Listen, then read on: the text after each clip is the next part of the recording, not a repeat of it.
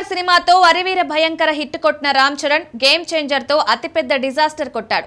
దాదాపు 450 కోట్ల బడ్జెట్ తో తెరకెక్కిన ఈ సినిమా ఫైనల్ రన్ లో కనీసం 100 కోట్ల షేర్ కూడా సాధించలేక ఘోరమైన ఫ్లాప్ గా నిలిచింది. రామ్ చరణ్ కెరీర్ లో అతిపెద్ద డిజాస్టర్ గా ఈ సినిమా నిలిచింది. ఫ్యాన్స్ సైతం ఈ సినిమాను రిపీట్ వేయలేదు అంటే ఏ రేంజ్ డిజాస్టర్ అయిందో ప్రత్యేకించి చెప్పనవసరం లేదు. ఈ సినిమా చేసిన గాయం నుంచి ఫ్యాన్స్ ఇప్పుడిప్పుడే కోలుకుంటున్నారు.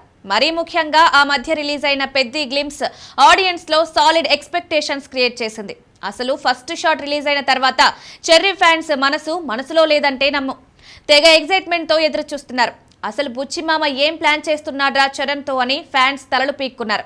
ఇక ఈ సినిమాను వచ్చే ఏడాది మార్చి 27న రిలీజ్ చేస్తున్నట్లు మేకర్స్ ప్రకటించిన విషయం తెలిసిందే. ఇదిలా ఉంటే ఈ సినిమాకు సంబంధించిన షూటింగ్ అప్డేట్ బయటకొచ్చింది.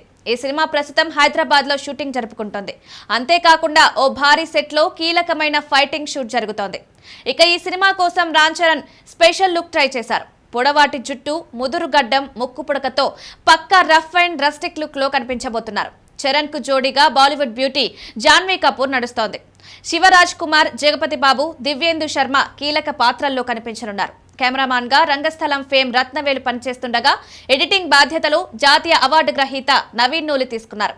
మరోవైపు ఈ సినిమా ఆడియో రైట్స్ ను టీ సిరీస్ దక్కించుకుంది. కాగా ఆడియో రైట్స్ కోసం అక్షరాల 35 కోట్లు పెట్టి కొనుక్కున్నట్లు తెలుస్తోంది.